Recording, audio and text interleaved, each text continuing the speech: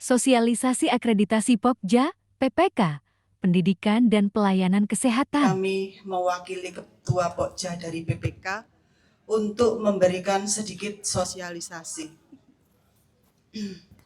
Berikut adalah anggota kami, tim sukses PPK ya. Jadi beliau-beliau ini sangat mumpuni terhadap pengelolaan peserta didik. Alhamdulillah sehingga sampai dengan saat ini peserta didik bisa berjalan. Kemudian yang perlu kita jelaskan di sini, PPK yaitu Pendidikan dalam Pelayanan Kesehatan.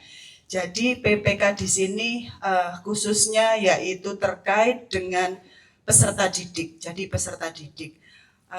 Di sini ada 6 standar rekan-rekan. Jadi yang pertama yaitu dalam pengelolaan peserta didik itu harus ada suatu regulasi yang ditentukan. Yang pertama yaitu adalah suatu PKS atau MOU. Di situ semuanya itu diatur dalam PKS. Antara lain jumlah peserta didik yang diterima, kemudian kualifikasi pendidik klinisnya, kemudian kompetensinya peserta didik yang bisa diterima, itu semua harus dituangkan dalam PKS. Kemudian PKS tersebut harus hidup ya, jadi tidak boleh expired. Kemudian suatu fakultas atau instansi pendidikan tersebut yang bekerja sama dengan kita harus mempunyai sertifikat akreditasi. Jadi selain hidup harus mempunyai sertifikat akreditasi yang masih berlaku. Kemudian dalam pelaksanaannya itu tetap harus dilakukan evaluasi antara pembimbing klinis rumah sakit yang ditempati dan instansi terkait untuk mengevaluasi suatu program pelaksanaan pendidikan yang dilakukan, termasuk evaluasi kerjasamanya. Jadi itu yang di PPK 1 rekan-rekan. Kemudian yang di PPK 2 masih terkait dengan regulasi, yaitu terkait dengan PKS. Jadi PKS itu di situ harus ada poin-poin ya, poin-poin penting yang pelaksanaannya itu sehari-hari di rumah sakit pendidikan itu apa, harus dituangkan di dalam PKS, dan itu menjadi suatu regulasi dalam pelaksanaan kegiatan proses pembelajaran.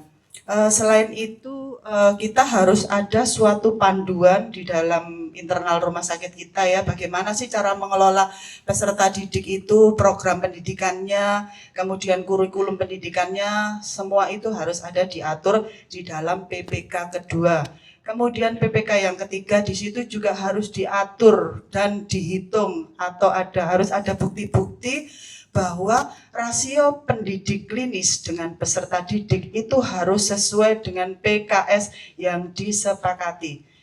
Sekarang juga harus dilakukan akreditasi rekan-rekan. Selain akreditasi rumah sakit, kami juga harus ada akreditasi terkait dengan rumah sakit pendidikan. Kami di sini kerjasama ada 5 fakultas kedokteran, akan tetapi kami masih hanya 1 yang terakreditasi. Jadi kami masih punya hutang 4 fakultas kedokteran yang harus akreditasi.